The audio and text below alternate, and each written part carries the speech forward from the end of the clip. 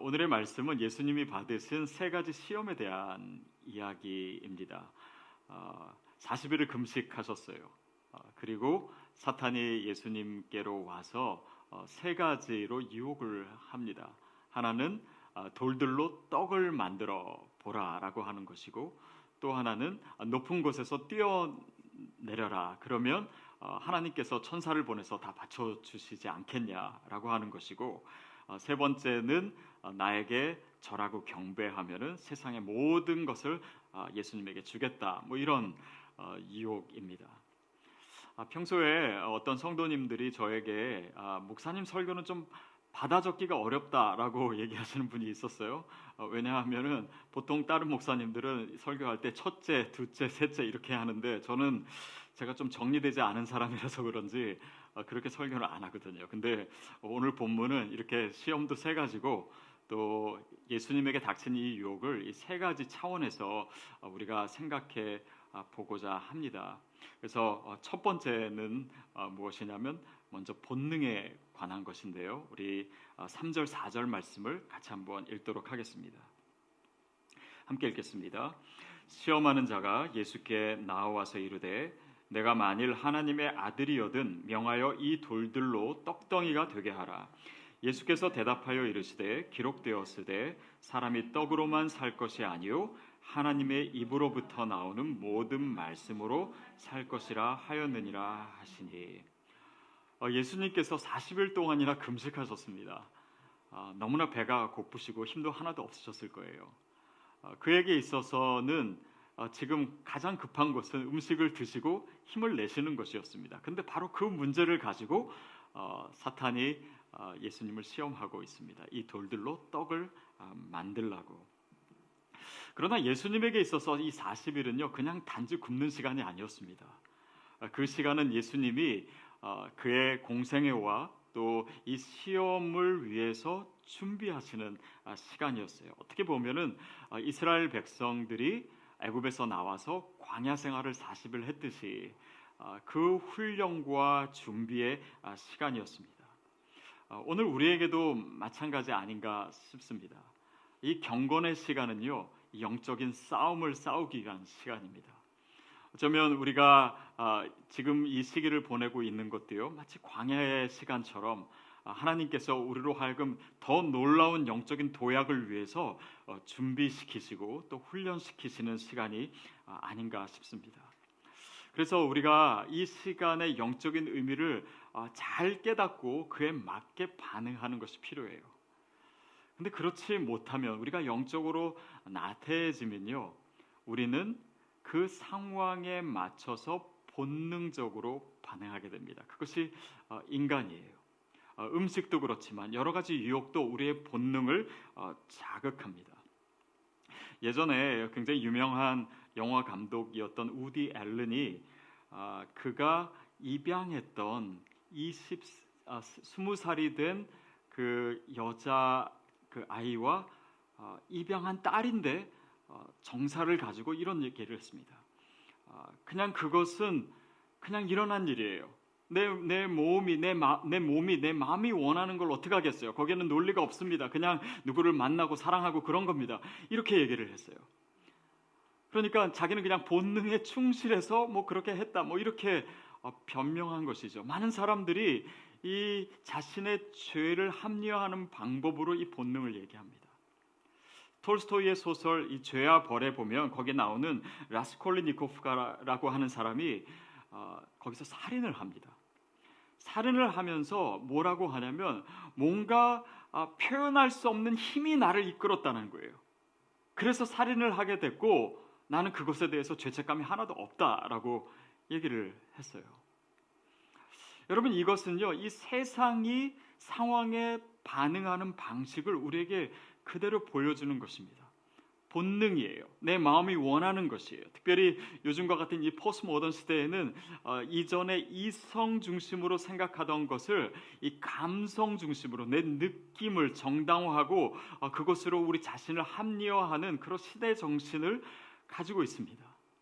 그러나 하나님의 말씀은 이거와 정반대의 것을 얘기하고 있어요. 오늘 예수님께서 이렇게 얘기하십니다. 사람이 떡으로만 살 것이 아니라 그 본능을 채우는 그런 욕구로만 살 것이 아니라 오직 하나님의 입으로 나오는 말씀으로 살 것이니라. 그러니까 결국 이 첫 번째 유혹은 우리가 무엇을 먹고 살 것인가라고 하는 것입니다. 그것은 우리에게 필요한 것을 취하지 말라라고 하는 것이 아니에요. 그러나 크리스찬인 우리에게 가장 필요한 양식과 우리의 삶을 이끄는 그 실체는 무엇이냐면 하나님의 말씀이라고 하는 것입니다. 본능이 아니에요. 몇 년 전에 한참 올림픽 경기를 할 때 TV를 보다가 그 다이빙 대회 하는 것을 본 적이 있어요. 근데 이제 여러 선수가 나와서 이제 순서대로 다이빙을 하는데 제가 보기에는 뭐 다 잘하는 거예요. 막 이렇게 뱅글뱅글 막 여러 바퀴 돌기도 하고 다 멋있게 다이빙을 하는데 이렇게 각 선수가 그렇게 경기를 한 다음에 점수가 나오는 것을 보니까 10점 만점에 어떤 선수는 5점도 나오고 6점도 나오고 뭐 그러더라고요. 그래서 참 이상하다. 내가 보기에는 다 잘하는 것 같은데. 근데 이어지는 해설가의 설명을 들으니까 제가 못 보는 것들을 다 보고 있더라고요. 도움 닫기를 어떻게 하는지, 또 얼마나 안정성 있게 다이빙을 하는지, 그리고 이렇게 점프할 때 얼마나 높이 뛰는지, 또 뭐 몇 바퀴를 어떤 방향으로 도는지, 그리고 입수할 때 어떤 각도와 어떤 자세를 취하는지, 이 모든 것들을 아주 자세히 평가를 하고 있더라고요. 그 설명을 듣다 보니까 이제는 누가 다이빙을 잘하고 또 어떤 선수가 실수를 하는 것인지 조금은 알 수가 있었습니다. 하나님의 말씀이 우리를 깨닫게 하는 방식이 바로 이런 것이 아닌가 싶어요. 그냥 내 생각으로 생각할 때는 별로 잘못이 없는 것 같아요. 그래서 죄책감도 없고 영적으로도 무감각해집니다. 그러나 우리가 말씀 가운데 더 가까이 가고 주님의 음성을 들을수록 내 삶을 돌아보게 돼요. 내가 어떤 방향으로 가야 될지, 무엇을 해야 될지, 무엇을 안 해야 될지, 무엇이 죄이고 무엇이 선인지 그 말씀을 통해서 알게 돼요. 그리고 그 말씀이 내 삶을 인도하는 것입니다. 본능이 아니라, 나의 필요가 아니라 하나님의 말씀으로 그 말씀을 먹고 그 말씀이 주는 힘과 능력과 시선으로 주님을 따라가는 것, 그것이 바로 크리스찬의 삶인 줄 믿습니다. 두 번째 차원은 믿음에 관한 것입니다. 우리 5절부터 7절 말씀까지 같이 읽도록 하겠습니다. 시작. 이에 마귀가 예수를 거룩한 성으로 데려다가 성전 꼭대기에 세우고 이르되 내가 만일 하나님의 아들이어든 뛰어내리라. 기록되었으되 그가 너를 위하여 그의 사자들을 명하시리니 그들이 손으로 너를 받들어 발이 돌에 부딪히지 않게 하리로다 하였느니라. 예수께서 이르시되 또 기록되었으되 주 너의 하나님을 시험하지 말라 하였느니라 하시니. 예수님을 사탄이 성전 꼭대기에 모시고 갔습니다. 그리고 거기서 뛰어내리라고. 그러면 하나님께서 천사를 보내서 다 받쳐주시지 않겠느냐라고 얘기를 했습니다. 자, 근데 예수님께서는 물론 하시지 않지요. 자, 근데 여기에 오늘 우리의 삶에서 우리가 접할 수 있는 유혹이 있고 우리가 생각해 볼 문제가 있습니다. 우리는 믿음이 있기 때문에 또 하나님의 자녀이기 때문에 하나님께서 모든 어려운 상황에서 다 보호해 주신다라고 생각해요. 그리고 우리는 그것을 위해서 기도하기도 하고, 그런데 만약 하나님께서 내 생각대로 보호해 주시지 않으실 때는 좀 이상하다고 생각하고 하나님에 대한 의심도 들고 서운하기도 하고 원망도 하고 어떤 사람은 믿음으로부터 멀어지기도 합니다. 자, 근데 정말 우리의 삶을 돌아봤을 때 과연 그런 것으로 우리의 믿음과 또 하나님에 대해서 우리가 기준을 삼을 수 있을까요? 물론 우리의 기준과 우리의 기대는 그냥 세상 사람들과 크게 다르지 않을 때가 있는 것 같아요. 우리가 기도했으면 병 걸리지 않아야 되고, 우리가 열심히 공부하고 또 뭐 교회 열심히 다녔기 때문에 우리 자녀는 대학에 합격해야 되고, 그리고 기도하고 시작한 사업은 늘 성공해야 되고, 그리고 믿지 않는 사람들은 좀 우리와 달라야 되고 우리보다 좀 못해야 되고 우리는 기도한 만큼 뭔가 잘 돼야 되고 그들은 기도하지 않았기 때문에 못해야 되고 예배를 나오지 않는 집에는 예를 들면 수도관이 터지거나 뭔가 전기가 안 들어오거나 이런 문제가 생기면 예수 믿어야 되겠다 이런 생각이 생기는데 별 차이가 없는 것 같고 하나님이 우리를 보호해 주시는 증거들이 내가 기대하는 방식으로 나타나지 않을 때 우리의 믿음도 흔들릴 때가 있는 것 같습니다. 자, 그런데 그것에 대해서 예수님께서 말씀하시는 것은 뭐냐면 주 너의 하나님을 시험하지 말라라고 얘기하시는 거예요. 사탄은 이런 식으로 공격한 것입니다. 네가 하나님의 아들이라면 내가 원하는 방식으로 너의 하나님 아들됨을 드러내라. 그러니까 이 사탄의 방식, 우리가 또 세상의 방식이라고 할 수 있는 방식으로 예수님께 오는데 예수님이 나를 시험하지 말라라고 하는 것은 그 게임의 룰을 네가 정하지 말라라고 하는 것입니다.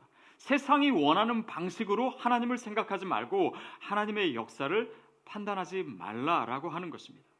왜냐하면 그렇게 했다가는 그냥 내 기대로 되지 않을 때 결국 우리가 믿음을 잃게 될 것이기 때문에 하나님이 보호하셨다가 계속 보호하시는 것이 아니라 뭔가 그러지 않은 상황이 있을 때 우리는 그 상황을 견뎌낼 만한 믿음의 힘이 없어지는 것입니다. 주님은 그것을 우리에게 원치 않으세요. 우리가 A라고 하는 행동을 했기 때문에 주님은 B라고 하는 방식을 보이셔야 됩니다. 이것은 믿음 같지만 사실은 믿음이 아닙니다. 오히려 불신앙에 더 가까워요. 그런 상황에서 우리에게 필요한 믿음은 무엇입니까? 여러분 기억하십시오. 하나님은요 우리가 시험할 대상이 아니라 우리가 신뢰해야 할 대상입니다. 하나님은요 우리의 비율을 맞춰주셔야 되는 분이 아니에요. 하나님은 그냥 내 기대에 항상 부응해 주셔야 되는 분이 아닙니다. 그분은 주님이세요. 그분은 통치자이십니다. 우리가 시험하는 분이 아니에요. 오직 하나님께서 우리의 삶을 이끌고 계시기 때문에 우리가 힘들고 어려운 상황에서조차 주님을 신뢰할 수 있다면 그 믿음의 힘으로 사단의 공격과 사단의 유혹도 우리가 넉넉히 이길 수 있다라고 믿습니다. 오늘 그 하나님의 주시는 말씀과 믿음이 저와 여러분에게 가득 차기를 축복합니다. 세 번째 차원은요 힘에 대한 것, 파워에 대한 것입니다. 우리 8절부터 10절까지 말씀 같이 읽겠습니다. 시작. 마귀가 또 그를 데리고 지극히 높은 산으로 가서 천하 만국과 그 영광을 보여 이르되 만일 내게 엎드려 경배하면 이 모든 것을 내게 주리라. 이에 예수께서 말씀하시되 사탄아 물러가라 기록되었으되 주 너의 하나님께 경배하고 다만 그를 섬기라 하였느니라. 사탄이 예수님에게 자기에게 절하라고 자기를 경배하라고 그러면 그가 보여준 세상 모든 만물을 다 예수님에게 주겠다. 마치 그가 모든 것을 가진 것처럼 거짓말을 합니다. 그것에 대해서 예수님께서는 기록되었으되 주 너의 하나님께 경배하고 다만 그를 섬기라라고 하셨습니다. 결국 이 문제는 힘의 문제, 권세의 문제입니다. 누구에게 절하냐의 문제예요. 우리 삶에 다가오는 많은 유혹과 상황 가운데 과연 우리가 누구에게 절하고 있는가? 누구의 권위를 인정하고 있는가? 누구의 시선에 맞춰서 행동하고 반응하고 있는가? 그것을 돌아보게 하는 내용입니다. 요셉이 이제 애굽에 팔려서 보디발 장군의 집에서 노예로 있지 않았습니까? 그러던 어느 날 보디발 장군의 아내가 요셉을 유혹했습니다. 그리고 요셉은 용감하게 그 유혹을 뿌리쳤습니다. 자, 그때 요셉이 뭐라고 했냐면 창세기 39장 8절 9절에 이렇게 나와 있습니다. 제가 읽을게요. 요셉이 거절하며 자기 주인의 아내에게 이르되 내 주인이 집안의 모든 소유를 간섭하지 아니하고 다 내 손에 위탁하였으니 이 집에는 나보다 큰 이가 없으며 주인이 아무것도 내게 금하지 아니하였어도 금한 것은 당신뿐이니 당신은 그의 아내임이라. 그런즉 내가 어찌 이 큰 악을 행하여 하나님께 죄를 지으리이까. 여러분, 여기서 우리가 주목해야 될 것이 있습니다. 요셉은요, 단지 그의 성적인 욕구를 억누른 것이 아닙니다. 또 보디발 장군이나 그의 아내를 두려워한 것이 아닙니다. 그가 정말 두려워한 것은 하나님이에요. 그래서 그가 어찌 내가 이 큰 악을 행하여 하나님께 죄를 지으리까. 물론 우리가 죄 지을 때 사람에게 짓는 죄도 분명히 있습니다. 그러나 더 깊은 차원으로 영적인 차원을 보면 그 죄는 하나님께 짓는 죄예요. 우리를 선하게 창조하시고 우리에게 그분의 사랑과 진리를 주신 그 하나님께 대한 우리의 책임이 있습니다. 그래서 이 요셉이 하나님을 두려워했다는 표현이 그가 결국 두려워하는 대상이 누구였나라고 하는 것을 우리에게 보여주고 있는 것입니다. 요셉에게 있어서는요, 하나님이 최고의 가치였습니다. 그래서 하나님께 절하고 하나님을 두려워하는 사람은요, 사람을 두려워하지 않을 수 있습니다. 이것이 바로 시험을 이기는 방법이에요. 제가 잘 아는 한국에서 교세했던 한 집사님이 계신데, 그분은 한국의 한 대학의 공과대학 교수님이에요. 근데 이제 공과대학 교수님은 보통 회사나 정부에서 하는 여러 가지 이제 프로젝트에 같이 참여하기도 하고 또 그 일을 맡아서도 하고 그런 일들을 하지요. 근데 한 번은 이제 그분이 이제 그 나라에서 국책 사업을 하는 그런 프로젝트를 맡아서 진행을 했습니다. 그러다 보니까 이제 해당 부서의 이제 장관을 만나게 되고 또 수고한다고 이제 식사도 하고 술자리를 같이 하게 됐어요. 근데 이제 다른 사람 다 같이 이제 술을 마시는데 이분은 술을 마시지 않고 이제 크리스찬이고 되게 굉장히 경건하신 분이거든요. 그래서 술을 마시지 않는데 사실은 좀 그 상황이 이렇게 어색하고 자기만 술 마시지 않는다고 얘기하기가 어려웠다라고 합니다. 그래서 이제 고민을 하다가 자신이 술을 마시지 않는다라고 장관에게 용기 있게 선포를 했대요. 근데 그분이 이제 그 시간을 보내고 이제 저에게 얘기하는 것은 이것은 단지 그냥 술 먹는 게 죄이기 때문에 제가 안 하고 그런 차원이 아니라 내가 예수를 믿는 사람인데 그래서 경건히 살려고 하는데 그것을 사람들 앞이라고 또 높은 사람 앞이라고 숨기는 것 자체가 너무 자존심이 상해서 그것을 얘기했다 이렇게 얘기하시더라고요. 저는 그 간증이 굉장히 중요한 메시지를 포함하고 있다라고 봐요. 물론 사람도 신경 써야 되고 또 우리가 사회생활을 하다 보면은 뭔가 그런 문제에 있어서 고민하게 되는 것도 맞습니다. 그러나 우리가 정말 두려워하는 대상이 정말 우리에게 가장 중요한 분이 하나님이고 그분의 시선이고 그분의 말씀이라면 그에 맞는 행동을 하는 것입니다. 그러면서 제가 한 두 가지 생각이 들었어요. 그것은 하나는 역시 이 공대분들은 좀 단순하구나라고 하는 생각이 들었습니다. 왜냐하면 이 공대분들 주로 이제 얘기하시는 것이 뭔가 공식이 주어지면 거기에 맞게 문제를 푸는 것이잖아요. 그러니까 말씀대로 살아야 된다라고 하는 공식이 주어지면 그대로 행하는 그런 단순한 믿음. 저는 공대는 안 나왔지만 그런 공대생과 같은 단순함이 있었으면 좋겠습니다. 우리 모두에게 그런 믿음이 있게 되기를 축복합니다. 또 한 가지는 정말 우리가 하나님을 경외하면 그분이 정말 우리가 경외해야 될 대상이고 내 삶의 가장 중요한 분이라면 그분의 기준에 맞춰서 행동하게 되는 것입니다. 결국 하나님을 두려워하는 사람은요, 세상에 두렵지 않습니다. 하나님을 정말 경외하는 사람은요, 사람이 두렵지 않습니다. 그래서 내가 두려워하지 않은 방식은 내가 정말 두려워해야 될 그 하나님을 경외하고 두려워할 때 우리가 모든 두려움으로부터 자유해질 수 있어요. 저는 우리 모두에게 그런 경외감이 있게 되기를 바라고 그런 자유함이 있게 되기를 바랍니다. 그러면 이 세상의 가치에 압도되지 않습니다. 세상의 공격에 넘어지지 않아요. 오늘 우리가 어떻게 살아야 될지, 우리 앞에 있는 유혹을 어떻게 이길 수 있는지, 어떻게 승리할 수 있는지, 당장 이 상황뿐만 아니라 우리의 인생에서 우리가 정말 세상을 이길 수 있는 능력이 바로 이렇게 하나님을 경외한 가운데 있다라고 하는 사실을 우리가 다시 기억했으면 좋겠습니다.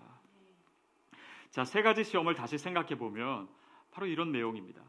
수고하지 않고 음식을 취하는 것. 그리고 예수님에게 마치 이제 사단이 공격할 때 이제 이렇게 얘기하죠. 능력이 있다면 위험과 고난을 피해가라. 또 어려운 과정 없이 명예와 권력을 취하라라고 하는 유혹이었습니다. 근데 이 유혹의 내용을 한 가지로 집약하는 말하자면 공통 분모와 같은 것이 뭐냐면 결국 다 십자가를 피해가라라고 하는 것이에요. 어려운 과정 없이 그냥 힘든 과정 없이 그냥 네가 원하는 것을 취하라라고 하는 방식입니다. 그런데 십자가를 피한다, 어려움을 피한다라고 하는 것은 예수님께 있어서 그에게 주어진 사명에 있어서는 가장 중심이고 가장 본질적인 내용이었습니다. 결국 예수님은 그의 하나님 아들됨을 무엇을 통해서 보여주십니까? 그의 능력, 그의 기적, 어떤 어려움을 피하는 그의 어떤 그런 모든 행적으로 보여주시는 것이 아니라 십자가의 길을 걸어가심으로 그의 하나님 아들됨을 보여주고 계신 것이에요. 그러니까 사단의 유혹하는 방식, 또 오늘날 세상에 우리를 유혹하는 방식이 바로 이 구도를 가지고 있습니다. 보이는 방식으로, 세상의 방식으로, 편한 방식으로, 어려움을 피해가는 방식으로 어떻게 하면 효과적으로 내가 원하는 것을 취할 것인가 라고 하는 그런 원리로 우리가 이끌림을 받고 신앙도 그런 식으로 사용하기를 원하지만 오늘 주님께서는 그것이 아니라고 얘기하시는 거예요. 오늘 이 예수님의 유혹 사건은요, 사실 목격자가 없습니다. 그러니까 예수님과 사탄 사이에서 벌어진 일이에요. 그것은 무엇이냐면 예수님께서 이 이야기는 직접 제자들에게 가르쳐 주신 것입니다. 말씀해 주신 거예요. 그것은 의도를 가지시고 제자들에게 말씀하시는 것입니다. 그리고 오늘 우리에게 말씀하시는 거예요. 그것은 오늘 유혹으로 둘러싸여 있는 우리의 삶에서 어떻게 이 유혹을, 어떻게 이 시험을 이길 수 있을 것인가 라고 하는 가장 중요한 방법을 우리에게 보여주시고자 함입니다. 자, 베드로가 예수님이 십자가에 달려 죽으실 것이다 라고 하는 그 순환에 예고하시는 말씀을 들었을 때 이렇게 반응했습니다. 주님, 이 일이 결코 주에게 미치지 아니하리이다. 이렇게 베드로가 얘기했어요. 그러니까 예수님 뭐라고 하셨습니까? 사탄아, 내 뒤로 물러가라. 네가 사람의 일을 생각하고 하나님의 일을 생각하지 아니하는도다. 이렇게 얘기해요. 바로 이 내용 속에 오늘의 본문의 내용이 오늘 우리에게 주시는 메시지가 함축되어 있습니다. 베드로가 그렇게 얘기한 것이 뭘 잘못입니까? 예수님이 십자가를 피해가는 것이 뭔가 베드로에게 있어서는 더 인간적인 것이고 뭔가 믿음의 표현으로 여겨질 수 있어요. 그러나 예수님의 방법은 그것이 아니었어요. 그것을 피해가는 것은 하나님의 방법도 아니고 바로 사단이, 이 세상이 우리에게 요구하고 유혹하는 방식이었습니다. 오히려 그 어려움을 대면해야 된다. 그것을 대면해서 이겨야 된다. 이것이 바로 세상을 구원하시는 방법이고 십자가의 방법이고 복음의 방법이고 오늘 우리가 우리의 현실 가운데 어려움을 이겨내는 방법입니다. 십자가를 대면하는 능력이에요. 그것을 하나님이 일하실 통로로 인정하는 것입니다. 여러분, 크리스찬은요, 고난을 피해가거나 단지 고난받지 않는 존재들이 아닙니다. 오히려 힘들고 어려운 상황이 있을 때 그 현실을 직시하고 그것을 대면하고 그것을 이겨내기로 결단한 자들이 바로 크리스찬이에요. 그것이 다른 것입니다. 도스토옙스키의 이 카라마조프가의 형제들에 보면 한 추기경이 예수님을 신문합니다. 그러면서 예수님을 비난해요. 광야에서 이 사탄의 유혹을 거절한 것은 예수님이 너무나 잘못한 것이다 라고 이야기를 하면서 예수님을 비난합니다.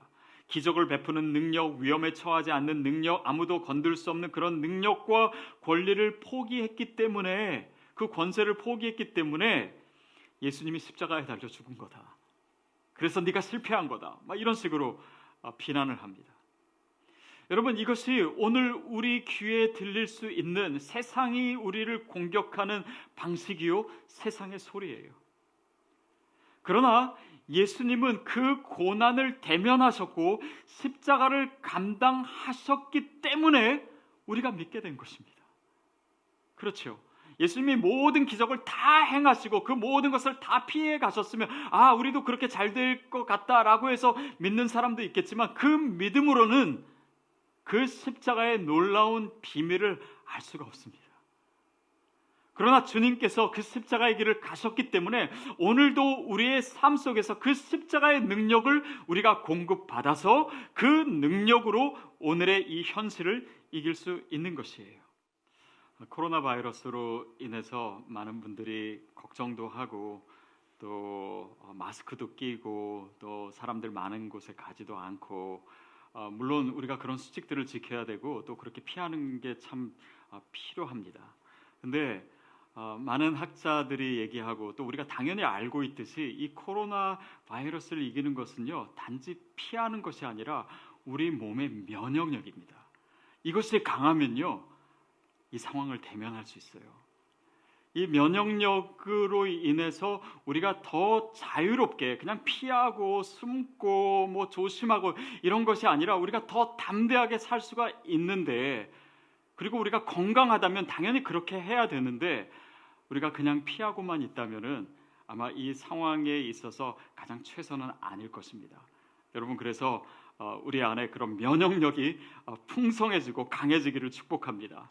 믿음도 마찬가지예요. 우리가 이 고난을 피해가고 어려움을 피해가고 유행을 바라고 그런 믿음이 아니라 정말 십자가를 대면할 수 있는 이 믿음, 복음 가운데 나타난 이 믿음, 예수 그리스도가 십자가를 대면하고 또 죽으시고 부활하셨듯이 우리가 그것을 믿기에 이미 그 예수 그리스도의 능력이 우리 가운데 있는 것을 내가 알기에 이 모든 상황에서 내가 그것을 대면하고 승리할 수 있는 사람인가, 그 영적인 능력을 내가 이미 가졌는가, 그 복음이 내 안에서 살아 움직이고 있는가, 그것이 우리에게 더 중요한 것입니다. 단지 고난을 피하는 문제가 아니에요. 어쩌면 이 상황은 우리가 피할 수 있는 것이 아닙니다. 그렇다면 우리가 얼마나 강해지느냐의 문제입니다. 결국 오늘 하나님의 말씀 앞에서, 이 복음 앞에서 내가 누구인가, 내가 어떤 존재인가 라고 하는 것입니다. 여러분, 우리는 세상을 두려워하는 존재가 아닙니다. 하나님의 능력이 이미 우리에게 이미 주어진 바 되었습니다. 그렇기 때문에 그냥 숨어서 그냥 두려워하며 그냥 빌빌거리는 그런 존재가 아니라 이미 하나님께서 우리에게 허락하신 그 은혜를 받고 예수 그리스도의 그 부활의 능력을 우리가 이미 알고 그분이 내 안에 계시기에, 내가 그분 안에 거하기에 그분의 능력이 내게 이미 있다라고 하는 것을 기억하는 것입니다. 그것이 우리에게 능력이에요. 여러분, 그 면역력이 저와 여러분에게 이미 있는 줄로 믿습니다. 저와 여러분은 이미 하나님의 자녀예요. 이미 시험을 이길 수 있는, 고난을 이길 수 있는 그 힘과 능력이 그리스도의 복음 안에 있습니다. 그리고 그것을 이미 우리가 믿고 있어요. 여러분, 그렇다면 두려워하지 마십시오. 담대하십시오. 우리 삶에 지금 다가오는 어떤 공격과 어떤 위험과 어떤 시련이 있을지라도 우리가 패배할 수 없는 존재라고 하는 사실을 반드시 기억하십시오. 하나님이 저와 여러분에게 주신 이 말씀과 이 그리스도의 능력과 그 복음이 저와 여러분을 승리케 할 줄로 믿습니다. 그래서 이 시간을 담대하게 어깨를 펴고 정말 하나님께 시선을 맞추고 우리가 넉넉하게 승리할 수 있게 되기를 주님의 이름으로 축복합니다.